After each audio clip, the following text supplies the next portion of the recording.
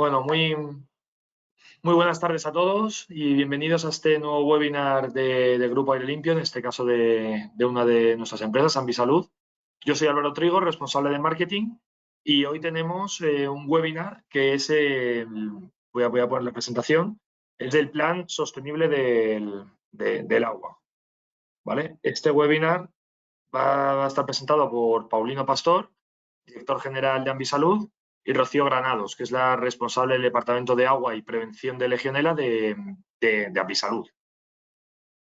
Bueno, como después de que nos expliquen los detalles generales de cómo funciona un plan sostenible de agua, habrá una ronda, como siempre, de preguntas, ¿vale? Aquí tienen a un lado en el panel un sitio para, bueno, pues para poner las preguntas y yo se las haré al finalizar la sesión.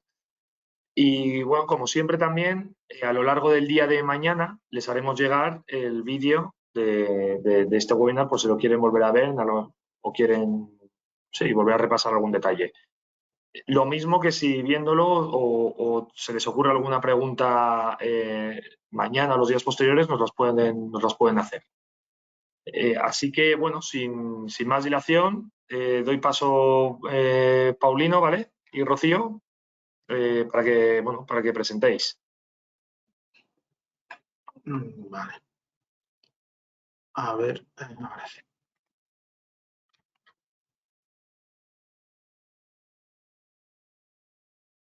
Perfecto, se ve. Vale, espérate a ver cómo. Si soy capaz de hacer esto pequeño. Perdón.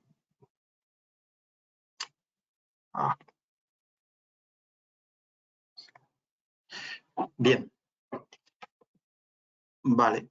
Pues muchas gracias por la asistencia a este webinar en el que vamos a hablar de ahorro de agua.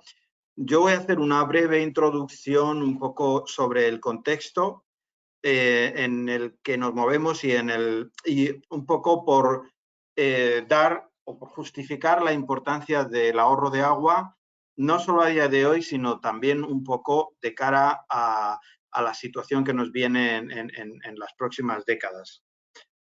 Antes de empezar, bueno, hago aquí un muy breve comentario de lo que es Ambisalud. Ambisalud, somos parte del Grupo Aire Limpio y dentro del grupo todo lo que tiene que ver con ahorro o con lo que es gestión de agua y aire se hace a través de Ambisalud. Dentro del grupo también tenemos Axos, que es la parte que hace consultoría en sostenibilidad, y tenemos también un laboratorio que forma parte de Ambisalud, que es aire interior, aunque es un laboratorio especializado tanto en aire como en agua, sobre todo en temas de microbiología. Sin más preámbulos, entramos un poco en ese contexto que decía, ¿no?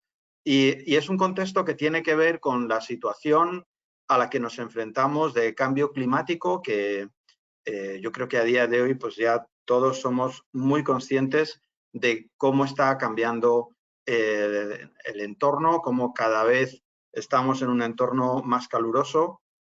Yo llevo prácticamente más de 30 años haciendo mediciones de dióxido de carbono en la atmósfera y he sido testigo de primera mano de cómo en los años 90, que es cuando yo empecé, medíamos 300, 350 ppm de CO2 y hoy en día pues medimos 450, 500 en cualquier sitio del exterior, siempre me refiero. Hemos experimentado una subida exponencial y al final pues obviamente esto está haciendo que nuestro planeta esté en este sentido cambiando, ¿no? Y uno de los efectos que va a tener este cambio climático es justamente el impacto sobre los recursos hídricos, ¿no? Sobre la cantidad de agua que vamos a poder disponer en el futuro. El panel, el PICC o IPCC, como se dice en inglés, está manejando diferentes escenarios. Ellos, bueno, pues tienen su terminología, ¿no? Lo llaman RCP con diferentes niveles. Un nivel inicial básico, que sería el menos malo, de calentamiento de 1,5 grados para el 2030, 2 grados o incluso 4 grados, que sería probablemente catastrófico si llegásemos a esa situación.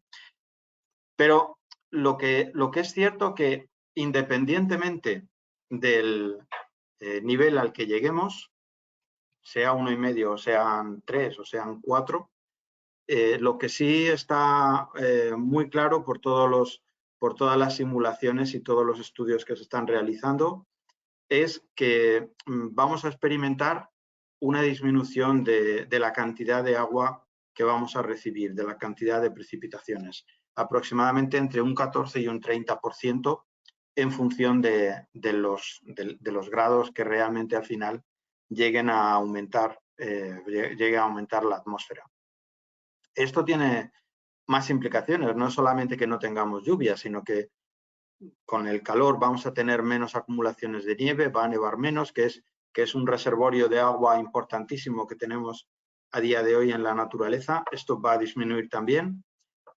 El efecto añadido de que por esa temperatura elevada la evaporación va a ser superior y por lo tanto el agua va a volver a perderse de esa capacidad de uso de aguas dulces, y el agua que nos llegue, por otra parte, va a llegar de una forma menos aprovechable, porque se esperan incrementos de lluvias torrenciales, incrementos de tormentas, y los episodios de sequía, en definitiva, pues van a ser cada vez más comunes. Esta es la situación a la que nos enfrentamos en los próximos años, diría incluso en las próximas décadas.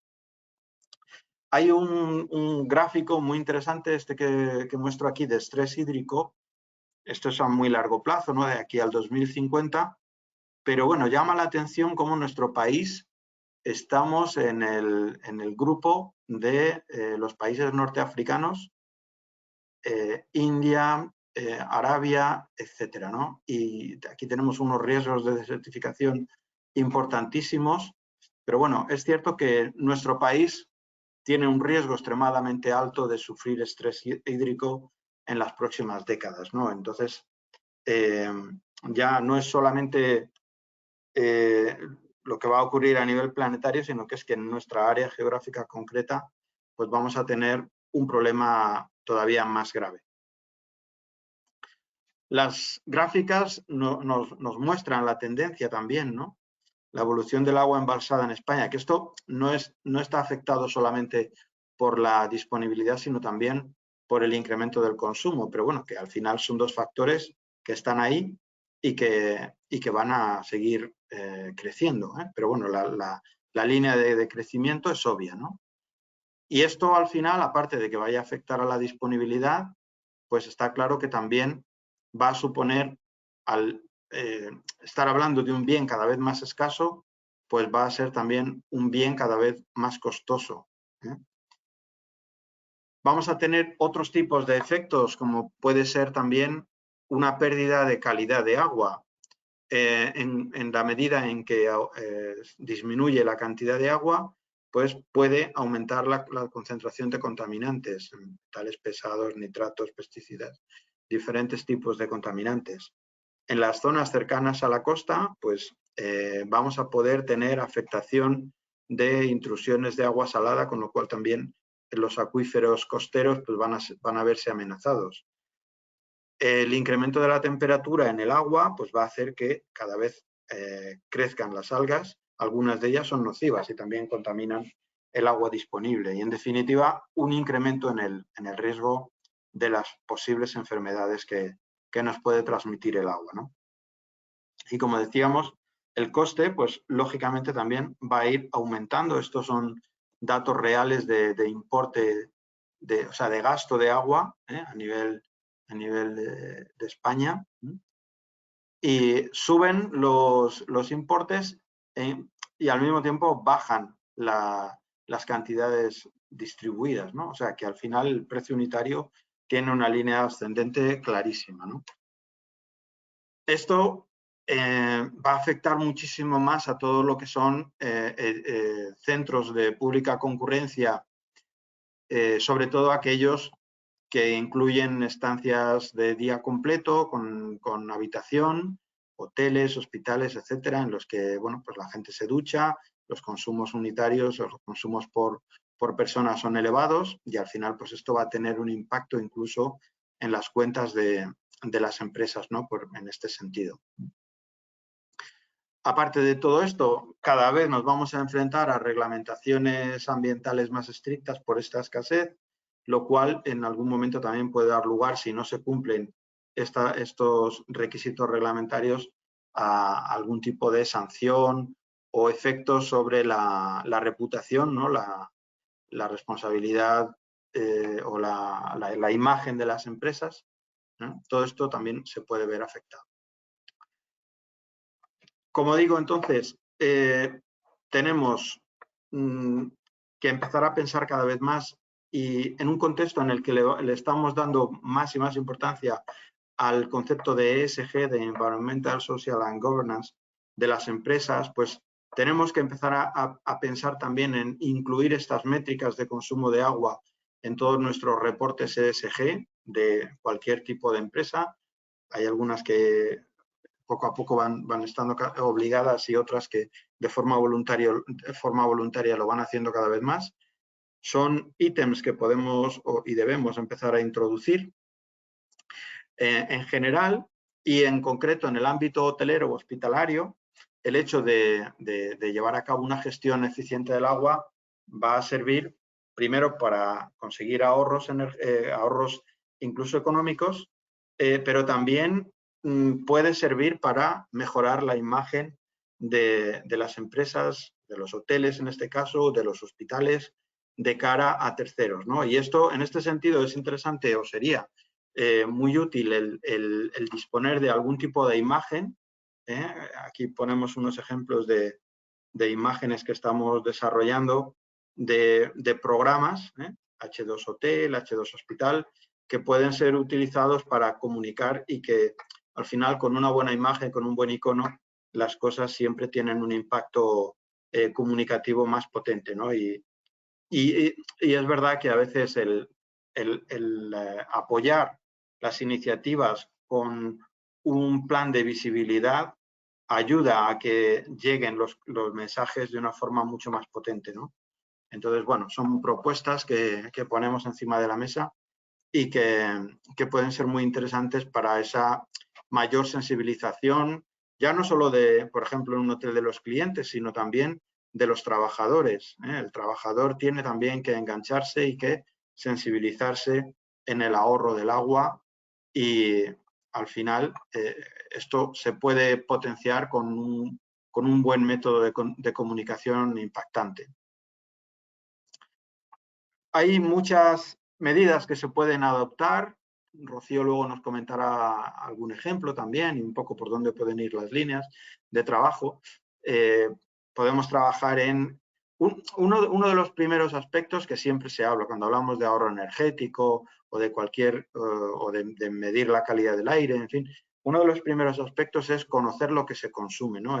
La monitorización. Ese es un aspecto fundamental. Y no solamente el medir, sino luego el analizar lo medido, ¿no? Ese es un aspecto fundamental. Y puede llegar a dar ahorros muy considerables, ¿no? Aquí vemos hasta del orden de un 25%. Estos son datos de estudios, no son estudios nuestros, son datos de estudios realizados por entidades diversas, ¿no? Reutilización, el buen mantenimiento, la capacitación o formación del personal y en general todo lo que son tecnologías, que luego comentará un poquito Rocío algunos ejemplos. No he querido incluir aquí casos reales en los que nosotros hemos participado por temas de confidencialidad de los datos, pero bueno, a poco que naveguemos por internet hay cientos de casos de hoteles, hospitales y demás que han implantado programas de ahorro y que han tenido unos resultados a veces bastante espectaculares, ¿no? Aquí vemos un hotel en Dubái que implanta diferentes tecnologías y ahorra más de, bueno, cerca de 9.000 metros cúbicos de agua al año, ¿no? Aquí tenemos un ejemplo. Otro ejemplo de hoteles en este caso en Texas, creo que recordar que era este hotel, han implantado diferentes metodologías de tipo griferías de bajo consumo, han mejorado las máquinas de hielo y demás, y han conseguido ahorros del orden de $160.000 al año.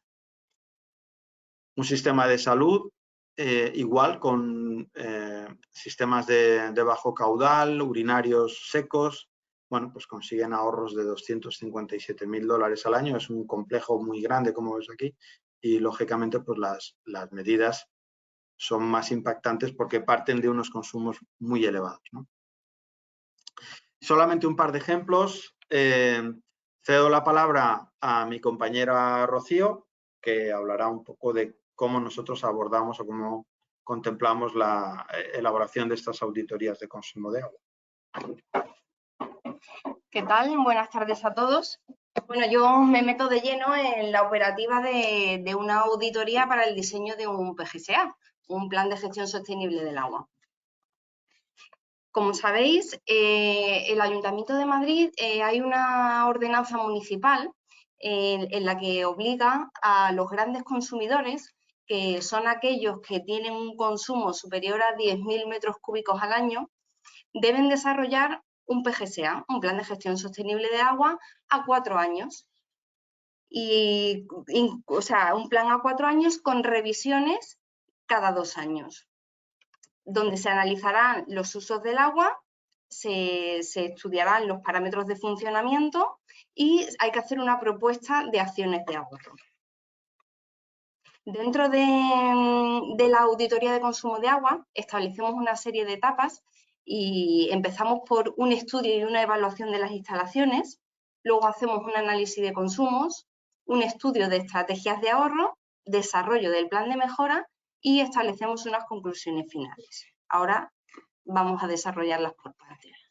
Dentro del estudio y la evaluación de las instalaciones, lo primero que hacemos es una identificación de todos los usos del agua y hacemos una definición de ratios del sector. Bueno, pues si estamos hablando de hoteles, hacemos en qué orden de magnitud se mueven los ratios de consumo en los hoteles en España, en Europa, incluso a nivel mundial.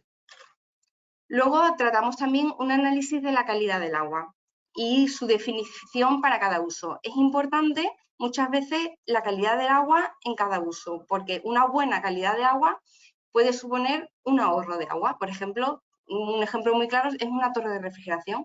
Una torre de refrigeración con una calidad de agua osmotizada, por ejemplo, pues consume mucha menos agua que un agua de pozo con una conductividad elevadísima, porque los ciclos de concentración que puedes establecer en el sistema son mucho menores.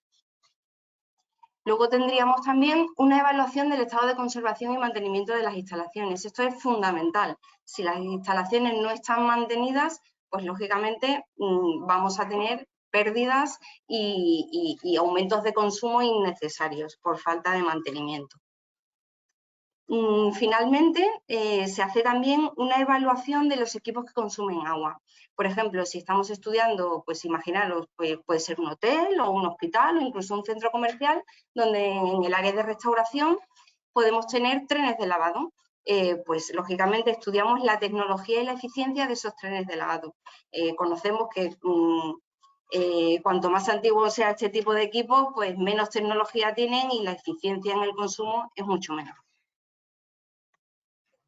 Luego pasamos a hacer un análisis de consumos. Cuando hemos identificado todos los usos, hacemos un estudio de los consumos. Aquí es fundamental tener cuantificados los consumos de cada uso, porque muchas veces llegamos a instalaciones para hacer alguna propuesta y nos encontramos donde el único dato que tenemos es el contador general. Y claro, es muy difícil acometer o estudiar cualquier mejora porque no apuntamos bien hacia cuál es el gran consumidor dentro de ese edificio, qué uso es el gran consumidor. Eso siempre nos va a ayudar a identificarlo. El mayor consumidor, lógicamente, es donde tengamos mayor margen de ahorro. Dentro de las estrategias de ahorro, tenemos diferentes tipos. Por una parte tendríamos el estudio de las tecnologías de reducción de agua. pues a través de las griferías eficientes, las monitorizaciones de consumo y estudios de desviaciones. Pues bueno, pues si tenemos bien monitorizado un sistema en el que conocemos que, por ejemplo, durante la noche no debe existir ningún consumo y la monitorización nos presenta consumos durante la noche, pues un problema ya es una alarma que nos hace parar y estudiar la instalación, ver la problemática y, lógicamente, detectar ese consumo que no está establecido. A través de los parámetros de funcionamiento también podemos hacer reducciones, pues con el ajuste de consignas de presión, volúmenes de descarga de los equipos, los grifos y los caudales de funcionamiento. Tenemos otra parte también, que es la parte de educación y concienciación, que va muy asociada, pues bueno, a esa planificación que hablábamos del H2 Hotel, el H2 Hospital, que está dentro de un programa de información y formación a todos los usuarios del agua en las instalaciones, sobre todo a través de las buenas prácticas. Una buena práctica en el uso del agua puede ahorrar. Y por último tendríamos una parte que serían los programas de reutilización y reciclaje. Aquí, bueno, pues hacemos referencia principalmente a aprovechamientos de aguas pluviales y reutilización de vertidos para los usos en los que esté permitido, lógicamente. Finalmente tendríamos ya el desarrollo del plan de mejora. Una vez que hemos estudiado las medidas de ahorro, pues seleccionamos cuáles son las más adecuadas para la instalación que está en estudio. Es importante hacer un análisis en el impacto de la salud y el confort de los usuarios, porque no todo vale, lógicamente. Hacemos el cálculo de inversión y el cálculo del ahorro de consumo para sacar los retornos de inversión. Con todos estos datos, tenemos una matriz de evaluación que nos va a ayudar a priorizar esas medidas que tenemos seleccionadas. En función del impacto en la calidad del servicio y del retorno de la inversión, asignaremos un valor y podemos establecer un orden de acometida de medidas de ahorro. Y finalmente tendremos unas conclusiones en la que identificaremos qué medidas son las más interesantes para el edificio que tenemos en estudio, implantaremos una programación de ejecución y haremos una estimación del ratio de consumo que tendríamos tras la aplicación de esas medidas seleccionadas. Todo esto, como hablábamos al principio, el plan se realiza a 4 años, pero tendremos una auditoría a los 2 años. En esa auditoría bienal haremos una evaluación del grado del cumplimiento del plan que hemos diseñado y haremos, bueno, pues un estudio de la evolución de consumos y la efectividad que han tenido las medidas que hemos implantado. Y finalmente, bueno, no es un plan que termine a los 4 años, porque la propia ordenanza, y así lo solicita el ayuntamiento, una vez que has completado un plan de 4 años, tienes que sacar otro plan a otros 4 años. O sea que esto es un sinfín. Y bueno, pues hasta aquí sería todo un poco unas normas generales de una orientación de cómo acometemos una auditoría de ahorro de agua. Perfecto. Muchísimas gracias, Paulino y Rocío. Nos preguntan por aquí cómo puedo saber si soy un gran consumidor. Pues mira, normalmente el propio ayuntamiento comunica con los grandes consumidores, pero para conocer perfectamente si eres gran consumidor o no, solo tienes que remitirte a tus facturas de agua. Ahí vas a tener contabilizado el volumen de agua que consumes en el año. Vale, perfecto. Y de momento pues no hay ninguna pregunta más. Creo que habéis sido bastante claros. De todas maneras, como les decía, si tienen cualquier tipo de duda, como mañana a lo largo de la mañana les haremos llegar el vídeo de esta sesión, si les surge cualquier tipo de duda, pues contestando el mismo mail donde les llegue este vídeo, yo se las hago llegar a Paulino y a Rocío y se las resolverán. Así que muchísimas gracias, Paulino y Rocío, y nos vemos en el próximo.